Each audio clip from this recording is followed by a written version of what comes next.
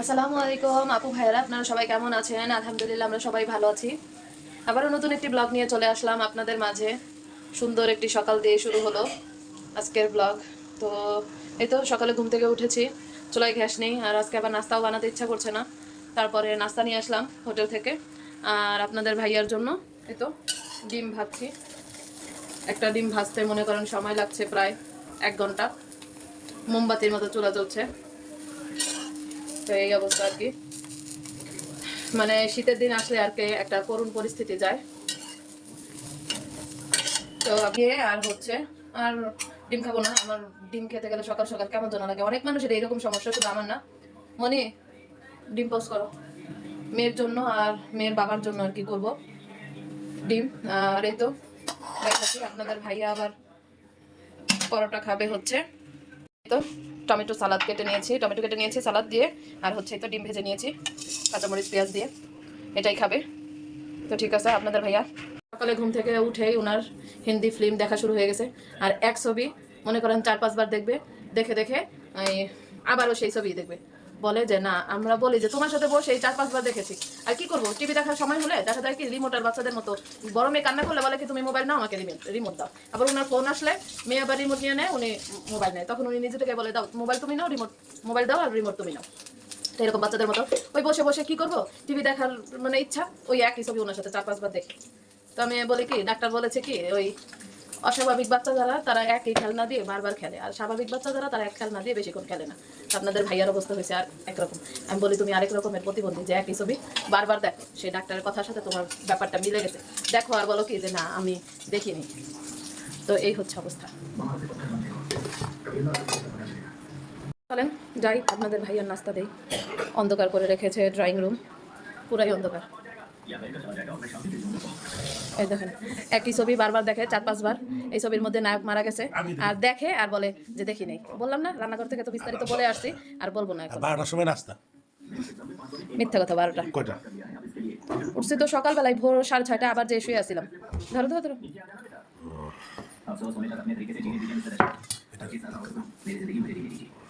নাস্তা দিয়েছি খেতে, ওটার মধ্যে লবণ দিয়েছি বাটির মধ্যে। তো এই ডিম ভাজা হলে সালাদ না হলে খেতে পারে না, কারণ দেখা যায় সবজি রান্না করলে ওটা দিয়ে খায়, তখন সালাদ লাগে না। আর এইভাবে ডিম দিয়ে দিলে, সালাদ দিয়ে দিলে আপনাদের ভাই একটু মজা করে খায়। আবার শরীরটা অনেক খারাপ, 2-3 দিন যাবৎ প্রচণ্ড জ্বর, তারপরে কাশি। ভাইয়ার জ্বর হলে কাউকে মানে পাশে থাকতে দেয় না, সোফার মধ্যে বসতে দেয় না, যে না আমার ভাইরাস আমার ভাইরাস। ছোট বাচ্চাটাকেও সামনে আসতে দেয় না, বড় মেয়েকেও সামনে আসতে দেয় না। তো বড় মেয়ের ওই সমস্যা হয়ে গেছে। বড় মেয়েও বলে বাবা, ওর যদি জ্বর আসে তাহলে বলবে বাবা আমার কাছে এসো না এসো না, আমার আমার কিন্তু ভাইরাস, আমার কিন্তু ভাইরাস। আপনাদের ভাইয়াকে নাস্তা দিয়ে আসলাম, এখন আমাদের নাস্তা রেডি করব। তো এই তো দুধ চা বানাচ্ছে বোন, আর আমি তো আপনাদের ভাইয়াকে নাস্তা দিয়ে আসলাম। এখন এই তো দুধ চা বানাচ্ছে, দেখাচ্ছি। এই যে দুধ চা বানাচ্ছে। আর হোটেল থেকে ভাজি নিয়ে আসছি আমাদের জন্য, কারণ আপনাদের ভাইয়া হোটেলের ভাজিটা খায় না, ওনার অনেক কিছুতেই সমস্যা। ইদানিং ঘুম থেকে উঠতে অনেক দেরি হয়, ঘুম থেকে উঠতে ইচ্ছা করে না। তো শীতের দিন আসলে ঘুমাতে অনেক মজা লাগে, কম্বলের ভিতর থেকে উঠতে ইচ্ছা করে না। আমি 6:30টার সময় উঠেছিলাম, উঠে তারপরে আবার একটু ঘুরে টুরে তারপরে আপনাদের ভাইয়া জাগনা ছিল, তখন আমি ওকে বললাম যে তুমি আমাকে আর 1 ঘন্টা পরে উঠিয়ে দিও। পরে বলছে আচ্ছা। 1 ঘন্টা পরে উনি এসে ডাকছে, আর আমি বলছি উঠছি উঠছি, তুমি যাও আমি উঠছি। তো উঠছি উঠছি করতে করতে আর উঠিনি, তারপর দেরি হয়ে গেল। ঠিক আছে, তাহলে আবার দেখা হবে নাস্তার সময়। নাস্তা করি। চলে আসলাম খাবার টেবিলে, ডাইনিংয়ে চলে আসলাম, ডাইনিংয়ে চলে আসলাম আর নাস্তা করব। লবণ বেশি দিও না, লবণ বেশি হয়ে যাবে কিন্তু, লবণটা একটু কমাও। না লবণ ছিল। তো আপনাদের ভাইয়াকে 2টা ডিম দিয়েছিলাম ভেজে, একটা ডিম আবার রেখে দিয়েছে। একটা ডিমের 2টা ডিম নাকি খাবে না, সালাদও রেখে দিয়েছে। তো এখন এই তো ভাজি দিয়ে সালাদ দিয়ে পরোটা খাবো। আর চা এনেছে বোন।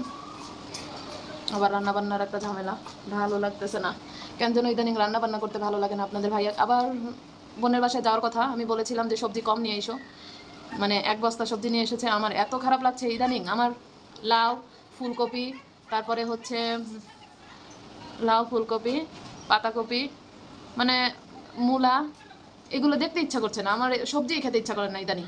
মানে এত সবজি, এত পরিমাণ সবজি আনে না, মানে খুবই খারাপ লাগে সবজি খেতে, সবজি ভালো লাগে না খেতে। খুবই বিরক্ত লাগে, মনে চায় মাছ ভাজা, ডাল, আলু ভর্তা এগুলো খেতেই ভালো লাগে। হোটেল থেকে যে ভাজিটা এনেছি সেটা, আর এই তো টমেটোর সালাদ, আর এই তো হচ্ছে ডিম। ঠিক আছে, তাহলে নাস্তা করে নিই, তারপরে দেখা হবে রান্নাঘরে কী কী রান্না করছি আপনাদের মাঝে সেই শেয়ার করব যে কী কী রান্না করছি। তো ঠিক আছে, তাহলে দেখতে থাকুন। আজকে দুপুরের জন্য আমি রান্না করব এই তো ফুলকপি ভাজা, পেঁয়াজ পাতা দিয়ে ভাজা করেছি, আর হলো চিং মাছ ভুনা করবো, সেই জন্য আমি মশলাটা কষিয়ে নিয়েছি। এখন পরিমাণ মতো পানি দিয়ে দিব, পরিমাণ মতো পানি দিয়ে এই পানিটা ফুটে গেলেই আমি মাছগুলো দিয়ে দিব। শিং মাছের হালকা একটু ঝোল রাখবো।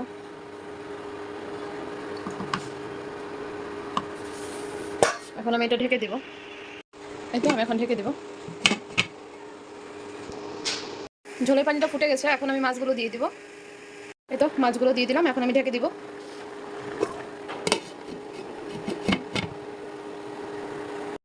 লাউ দিয়ে শোল মাছের মাথা দিয়ে রান্না করব, সেটার জন্য মশলাটা কষিয়ে নিচ্ছি।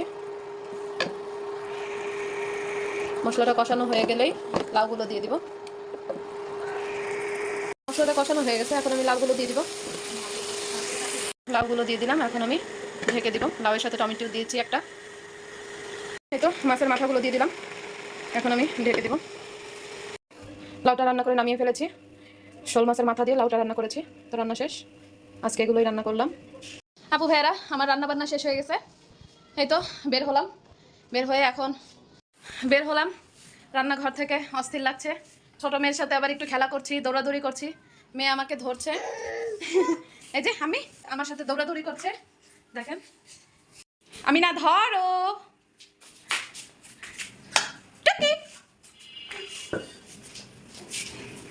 আসা আসা আসা আসা আসা আসা, এইভাবে দৌড়ে দৌড়ে আমাকে ধরছে। জুতা এক এক দিকে ছুঁড়ে মেরেছে। আমি এখন বসলাম, শরীরে রোদ নিচ্ছি। ভিটামিন ডি, কোমর ব্যথা, শরীর ব্যথা, খালি ব্যথা আর ব্যথা, ব্যথার কারণে কিছু ভালো লাগে। হ্যাঁ, তো আপনাদের ভাইয়ারও শরীর ভালো না। রান্না বান্না শেষ করলাম, চলে আসলাম বারান্দার দরজার সামনে বসে আছি, একটু রোদ নিচ্ছি। শীতের দিন একটু রোদের মধ্যে বসলে ভালো লাগে, বুঝি না মানে, সেই জন্য মানে রুমে গেলে শীতে মানে অনেক শীত করে, মনে হয় কম্বল গায়ে দিই, বাট রোদে আসলে আবার এত গরম লাগে, মানে বুঝি না কই যাবো। সেটাই দেখেন, দুষ্টু মিষ্টু কোথায় চলে যাচ্ছে, কোথায় যাচ্ছে? আমি এই জুতাটা নিয়ে খেলছে। আসা আসা, গান গাও।